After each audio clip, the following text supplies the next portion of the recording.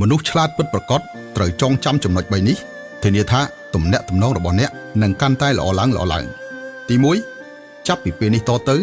នៅពេលជួបរឿងអ្វីមួយដែលធ្វើឲ្យអ្នករំជើបរំជួលចូលបិទមាត់របស់អ្នក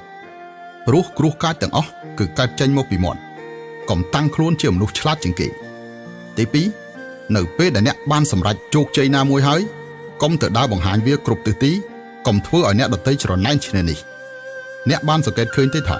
ផ្កាដែលស្អាតជាងគេតែងតែជាផ្កាដំបូងគេដែលត្រូវបានគេបេះ